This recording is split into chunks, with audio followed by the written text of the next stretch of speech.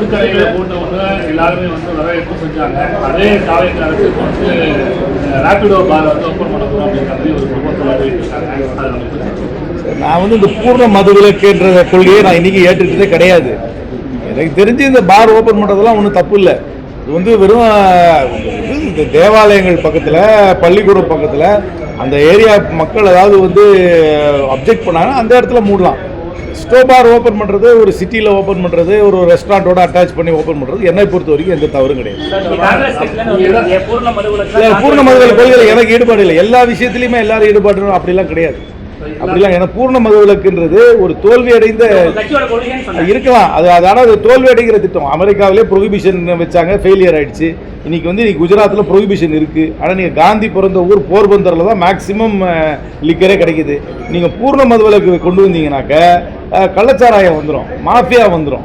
அதனால அதில் நிறைய ப்ராப்ளம் வரும். அதனால் அந்த கொள்கை வந்து வேர்ல்டு வைடு ஃபெயிலியர். எந்த ஊர்லேயும் பூர்ண மதுவிலக்கு வெற்றி அடைகிறது கிடையாது. அது மாதிரி இந்த மாதிரி பாரோ ரெஸ்டாரண்ட்ஸோ அதெல்லாம் கொண்டு வரது ஒன்றும் தப்பு கிடையாது. இதெல்லாம் வந்து ஒரு மாரலிஸ்டிக் ஐடியாலாம் எடுக்கக்கூடாது. இதெல்லாம் ஹிப்போக்ரிட்டிக்கல்.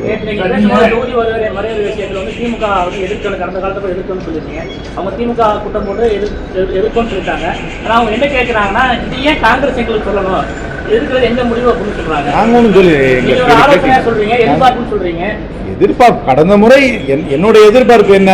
இந்த மசோதா தோற்கடிக்கப்பட வேண்டும். இந்த மசோதா தோற்கடிக்கப்பட வேண்டும் என்றால் கடந்த முறை அதை எதிர்த்தவர்கள் எல்லாம் மீண்டும் எதிர்க்க வேண்டும். அந்த அடிப்படையில் மீண்டும் கடந்த முறை எதிர்த்தவர்களாம் இந்த முறையும் எதிர்க்க வேண்டும் என்று கேட்கிறேன். ஏற்கனவே திரிணாமுல் காங்கிரஸ் எதிர்த்தாங்க. ஆனால் அந்த கட்சியை உடைச்சி 20 பேருக்கு மேலே கொண்டு போயிட்டாங்க. NCP போன தடவை எதிர்த்துச்சு. இப்போ தெரியல, அவங்க கொஞ்சம் வேற மாதிரி ஊசலாடுற மாதிரி தெரியுது.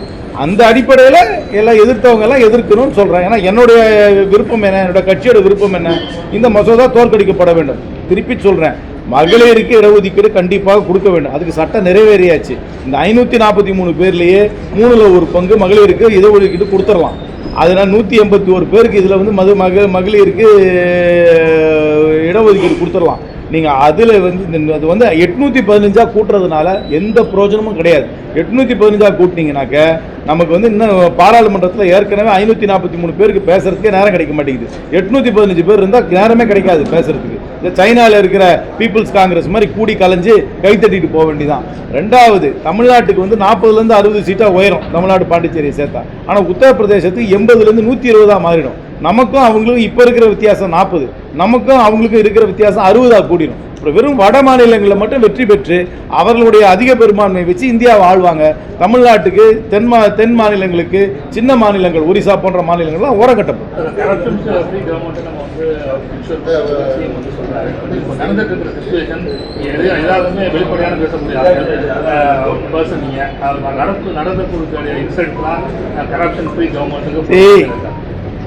Efficiency will lead to non-corruption. ஒரு சிஸ்டம் வந்து எஃபிஷியண்டாக இருக்கும், அரசாங்க அமைப்பு வந்து எஃபிஷியண்டாக இருக்கணும். டிஸ்கிரிஷனரி பவர் என்னைக்கு ஆஃபீஸர்ஸ்க்கு கொடுக்குறீங்களோ அங்கங்கே ஆப்பர்ச்சுனிட்டி ஃபார் கரப்ஷன் இருக்கும். ஒரு தனிநபர்கள் மட்டும் வந்து கரப்ஷனில் பண்ணுறாங்களே, அந்த சிஸ்டமும் கொஞ்சம் கிளியர் ஆகணும். இப்போ தான் வந்திருக்காங்க, அந்த அவருடைய எண்ணத்தை வெளிப்படுத்துகிறார்கள், அதோட விருப்பத்தை வெளிப்படுத்துகிறார்கள். ஆனால் இன்னைக்கு காமன் பர்செப்ஷனாக ஒரு சாதாரணவங்களை போய் கேட்டிங்கன்னா அடிமட்டத்தில் இந்த இது கொஞ்சம் குறைஞ்சிருக்கிறதா தான் அவங்களுடைய அபிப்பிராயம். போக தான் தெரியும். நடந்திருக்குன்னு சொல்றாங்க. அதுக்கு ஒரு நீதிமன்றத்தில் அவங்க வந்து ஒரு வழக்கும் போட்டிருக்காங்க. எனக்கு எந்த ஆதாரமும் கிடையாது. ஆனால் முதலமைச்சர் வந்து இது மாதிரி நான் டாலரேட் பண்ண மாட்டேன்றது அடிக்கடி உணர்த்துறாரு. அதுபடி சிலர் அவருடைய கட்சியில சார்ந்தவர் மேல கூட நடவடிக்கை எடுத்திருக்காங்க. காமன் பப்ளிக்கோடைய பர்செப்ஷன் வந்து இது வந்து அடிமட்டத்தில் கொஞ்சம் குறைஞ்சிருக்கிறதா அவங்களுடைய சரி. நான் என்னுடைய கருத்து வந்து இவங்க யாரையுமே சேர்த்துக்க தேவையில்லை. இவங்களுக்கு மெஜாரிட்டி இருக்கு. இவங்களுக்கு 5 கட்சி கூட்டணி ஆதரவு கொடுத்து மெஜாரிட்டி வந்துருச்சு. இவங்க யாரையும் சேர்த்துக்க வேண்டாம். தைரியமா 5 வருஷம் கவர்மெண்ட் நடத்தலாம். இவங்களை விட்டுட்டு யாரும் போக போறது இல்லை. யாரையுமே இவங்க சேர்த்துக்க தேவை கிடையாது தான் என்னுடைய வியூ. ஆனா என் வியூ அவங்க கேட்டுக்கிறாங்கன்னு அர்த்தம் இல்லையா? எங்களை நம்புறாங்க, என்ன நம்புறாங்க இல்லைன்னு தெரியாது.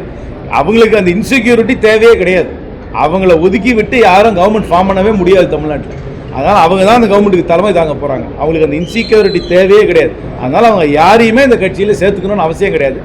கட்சி ரீதியாக ஒரு கட்சி வந்து அவங்களுக்கு ஆதரவு கொடுத்தா அதை எடுத்துக்கலாமே தவிர தனிநபர்களை அவர்கள் பக்கம் இழுத்து அவர்கள் பக்கம் வந்து சட்டமன்ற உறுப்பினர் ஆக்க வேண்டும் என்ற நிலையில் அவர்கள் இல்லை.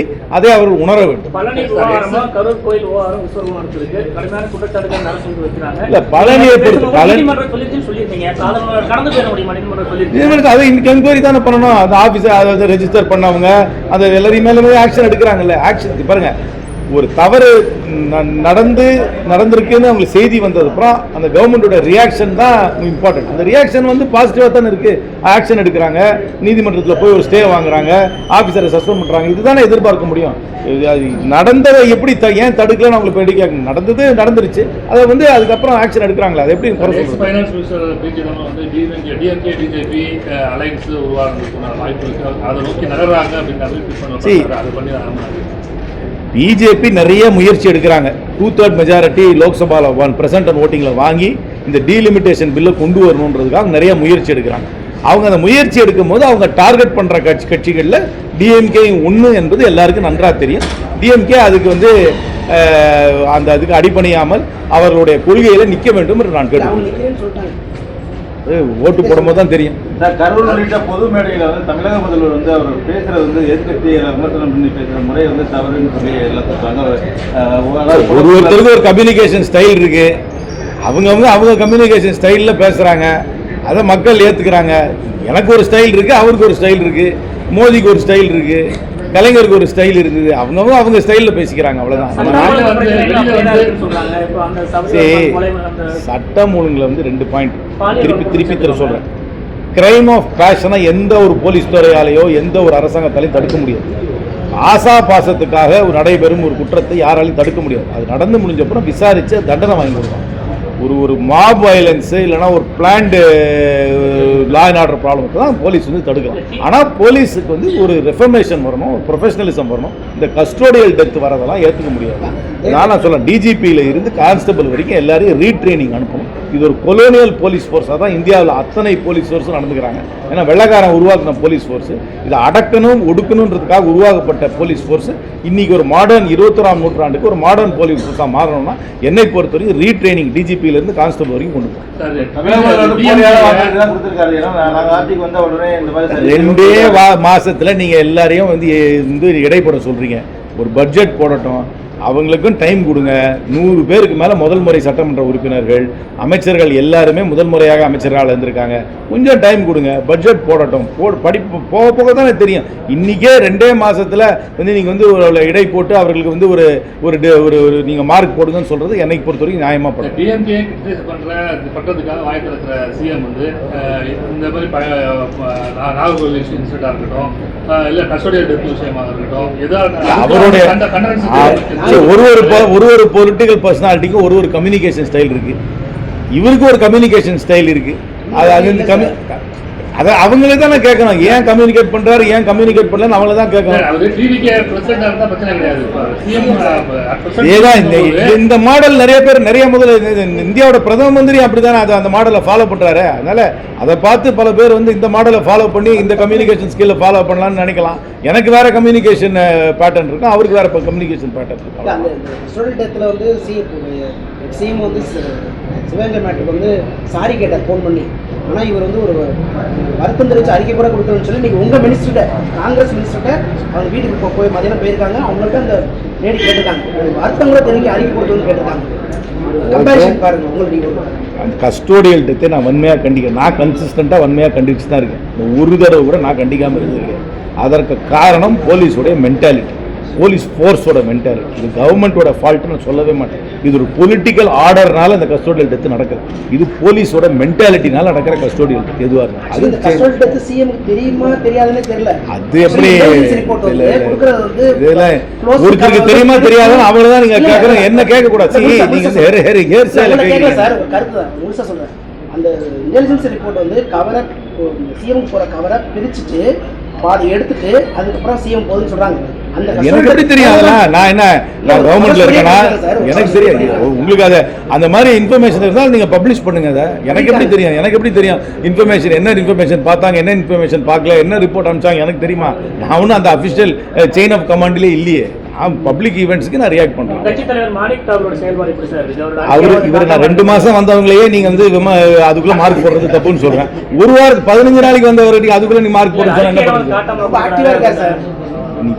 அதான் அவருக்கு ஒரு ஸ்டைல் இருக்கு. ஒருத்தர் நீ ஏன் அறிக்கை கொடுக்க மாட்டீங்கன்னு கேக்குறீங்க, ஒருத்தர் ஏன் காட்டமா அறிக்கை கொடுக்குறான்னு கேக்குறீங்க. ஆளுக்கால ஒரு ஸ்டைல்ல அவங்க பேட்டிங் பண்றாங்க.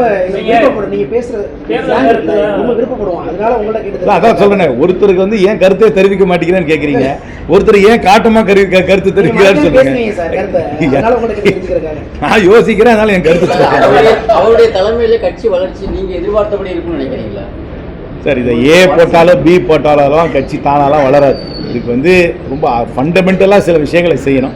அதை வந்து நான் எங்கள் கட்சிக்குள்ளே நான் சொல்லிக்கிறேன். அதனால் அவ்வளோ சிம்பிளாக முன்னாடி வந்து அழகிரி இருந்தார், அழகிரிக்கு அப்புறம் செல்வ பெருந்தைக்கு வந்தார், செல்வ பெருந்தைக்கு அப்புறம் நீங்கள் மாணிக் தாகூர் வந்திருக்காரு. அதனால் நான் யாரையும் தனிப்பட்ட முறையில் அவர்களால் கட்சி வளரல, அவர்களால் கட்சி வளர்ந்துன்னு சொல்ல முடியாது. ஒரு ஃபண்டமெண்டலாக காங்கிரஸ் வந்து எந்த பொலிட்டிக்கல் பொசிஷனை எடுக்கிறோம், எந்த பொலிட்டிக்கல் ஸ்பேஸை நாங்கள் வந்து நிரப்புறோன்றதை முடிவு பண்ணிக்கிறோம். அப்படிலாம் ஒன்றும் பணியெல்லாம் கிடையாது. அப்படிலாம் எனக்கு பணியெல்லாம் ஒன்றும் அதிகமாகலாம் கிடையாது. இது ஒரு இப்போ எனக்கு வந்து ஒரு தடவையும் நான் வந்து பல பாடங்களை கற்றுக்குவேன் பொது வாழ்க்கையில் இருக்கும்போது. இப்போ வந்து பப்ளிக் கூட கம்யூனிகேட் பண்ணணும்னா கொஞ்சம் ஒரு நான் பொலிட்டிக்கல் பொசிஷனும் எடுக்க வேண்டியதாக இருக்குது. அதனால் ஒரு கான்வர்சேஷனல் பொசிஷன் எடுக்க வேண்டியதாக இருக்குது. அந்த வகையில் அரசியலுக்கு அப்பாற்பட்டவர்களோடு உரையாடுவதற்கு, பொது கருத்துக்களை கொண்டு வருவதற்கு, அவர்களுடைய வாழ்க்கையில் நடக்கும் சுவாரஸ்யமான வெற்றி தோல்விகளை கொண்டு வருவதற்கு இந்த ஒரு முயற்சி எடுத்திருக்கேன். முதல்ல ஒரு எழுத்தாளரை பேட்டி எடுத்திருக்கேன். மண்டே அன்னைக்கு அதில் அப்லோட் பண்ணிவிடுவோம்.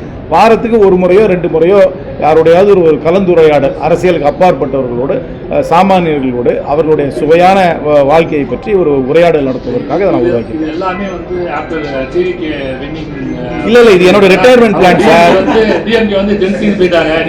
இது என்னோட ரிட்டையர்மெண்ட் பிளான். இது ஏன்னா நான் ரிட்டையர் ஆகிட்டதுக்கு அப்புறம் ஏதாவது வேணும்ல நான் செய்யறதுக்கு. டயர்ட் ஆயிடுவோம்னா ரிட்டையர்ட் ஆயிடுவோம்னு தெரியல, ரெண்டுல தான் ஒண்ணா.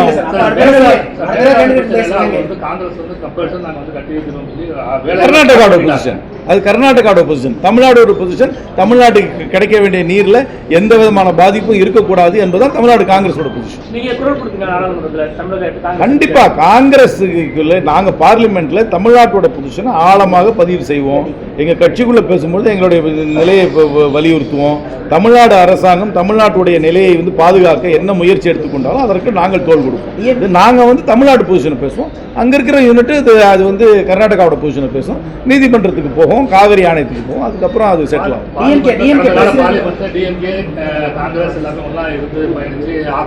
இப்போ கூட ஒன்னாதான் பயணிக்க போறோம். அங்க போய்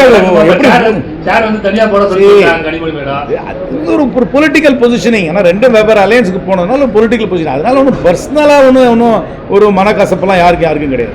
காங்கிரஸ் கட்சி பெரிய மனக்கசப்பு ஏற்படுத்தின்னு சொல்றாங்க. சரி, நான் திருப்பி நான் சொல்றேன், எலெக்ஷனுக்கு முன்னாடி நாங்கள் ஒரு கூட்டணியில் இருந்தோம், முழுமையாக ஏற்றுக்கொள்கிறோம். அந்த கூட்டணி வெற்றி பெறவில்லை. தேர்தலுக்கு பின்னர் யாருக்கும் தனி பெரும்பான்மை கிடைக்கவில்லை. யாராவது ஒரு சில கட்சிகள் வந்து தாவேகாவோட போய் ஆதரவு தெரிவிச்சா தான் அவங்களாலையும் ஸ்டேபிள் கவர்மெண்ட் ஃபார்ம் பண்ண முடியும். நாங்கள் டிஎம்கே விட்டுட்டு போறதுனால டிஎம்கேக்கு வாய்ப்பு மறுக்கப்படவில்லை. டிஎம்கே கவர்மெண்ட் ஃபார்ம் பண்ற மாதிரி இருந்து நாங்கள் அவங்கள விட்டுட்டு இன்னொருத்தர்கிட்ட போயிருந்தோம்னா அதை நீங்க துரோகம், முதுகுல குத்துறது எல்லாம். டிஎம்கே கூட அதெல்லாம் ஃபார்மாலிட்டி சார். யார் எங்க எப்படி சொன்னாங்கன்றத எனக்கு தெரியாது. நிறைய பேர் பேசிட்டு இருந்தாங்க, யார் என்ன பேசுனாங்கன்னு எனக்கு தெரியாது. முதுகுல குத்திட்டு போயிட்டாங்க, துரோகம் பண்ணிட்டு போயிட்டாங்கன்றதை நான் ஏற்றுக்க மாட்டேன். ஆனால் அவங்க கூட இருந்திருந்தாலும் அவங்க கவர்மெண்ட் ஃபார்ம் பண்ணியிருக்க முடியாது. தமிழ்நாட்டுக்கு ஒரு நிலையான அரசாங்கம் தேவை. அதனால நாங்கள் வந்து தேர்தலுக்கு அப்புறம் இன்னொரு கூட்டணியில் போய் சேர்ந்து ஒரு இன்னொரு கட்சிக்கு ஆதரவு கொடுத்து அந்த கட்சி அரசமைப்புலையும் நாங்களும் போய் பங்கேற்கோம். இது காமன் ப்ராக்டிஸ். யூரோப்பில் நீங்கள் எங்கே எடுத்துக்கிட்டாலும் ப்ரீபோல் அலையன்ஸுக்கு வந்து மெஜாரிட்டி கிடைக்காட்டி எலெக்ஷனுக்கு அப்புறம் ஒரு நியூ கோலிஷன் ஃபார்ம் பண்ணும். அப்படி பார்த்தா காங்கிரஸ் மட்டும்தான் இந்த துரோக பழிச்சுக்கு வந்து காங்கிரஸ் மட்டும்தான் மேலே தான் சுமத்துவீங்களா இல்லைங்களா? விசிகே மேலேயும் அது துரோகம் கிடையாது. ஆனால் ஆக்ட் அதே தானே. நான் சொல்லிட்டு அவங்க ரோடை கிராஸ் பண்ணாங்க, நாங்கள் சொல்லாமல் ரோடு கிராஸ் பண்ணிட்டோம். ஆனால் 2 பேரும் ரோடை கிராஸ் பண்ணிட்டோம். அதான பாயிண்ட்டு. விட்டுருங்க. சொல்லிட்டு போனாங்களா சொல்லிட்டு போலையான்றதுக்கெல்லாம் அது நிறைய பேர் பேசிட்டு இருந்தாங்க. யார் என்ன சொன்னாங்க எனக்கு தெரியாது. ஆனால் துரோகம் அதெல்லாம் ஒன்றும் கிடையாது. கொள்கை ரீதியாக நான் எந்த வித காம்ப்ரமைஸும் காங்கிரஸ் கட்சி பண்ணல. மதச்சார்பின்மை கொள்கையில் தெளிவாக காங்கிரஸ் இருக்கிறது. காங்கிரஸ் எந்த பக்கம் இருக்கிறதோ அதுதான் மதச்சார்பின்மை கூட்டணி. டிஎம்கே வந்து கொள்கை கூட்டணி எல்லாரும் நம்ம கூட இருந்தோம். இப்போ வந்து என்ன கொள்கை கூட்டணி வந்து கொள்கை பொலிட்டிக்கல் நெசசிட்டி, பொலிட்டிக்கல் அட்மினிஸ்ட்ரேஷன். திரும்ப சொல்றாரு பிஜேபியோட பேரப்பிள்ளை டிவிகே சொல்றாரு. இப்போ டிஎம்கே இப்போ சேர்த்துக்க ஆரம்பிச்சிட்டாங்க. டிவிகே ரெண்டுமே வந்து இது சொல்லி கமெண்ட் பண்ணியிருக்காரு.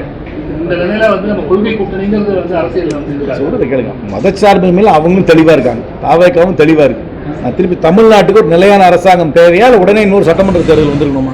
ஒரு நிலையான அரசாங்கம் தேவை என்றால் தாவேக்காவுக்கு யாராவது 3-4 கட்சிகள் ஆதரவு தெரிவிக்க வேண்டும். ஏன்னா அவங்க 107, 108 நின்றுட்டாங்க. 107 அவங்களுக்கு ஒரு 11 பேர் போய் சேரணும். 11 பேர் போய் சேர்ந்து ஒரு நிலையான ஆட்சியை கொடுப்பது இன்னொரு விசித்திரமான நிகழ்வு கிடையாது. பார்லிமெண்டரி டெமோக்ரஸியில் இது அடிக்கடி நடக்கிறது. யூரோப்பியன் பார்லிமெண்ட்டை நீங்கள் பார்த்தீங்கன்னா அடிக்கடி நடக்கிறது தான். இதில் ஒன்றும் விசித்திரமோ துரோகமோ முதுகில் குத்திட்டு போகணும்னு சொல்றதெல்லாம் நான் ஏற்றுக்கொள்ளவே மாட்டேன்.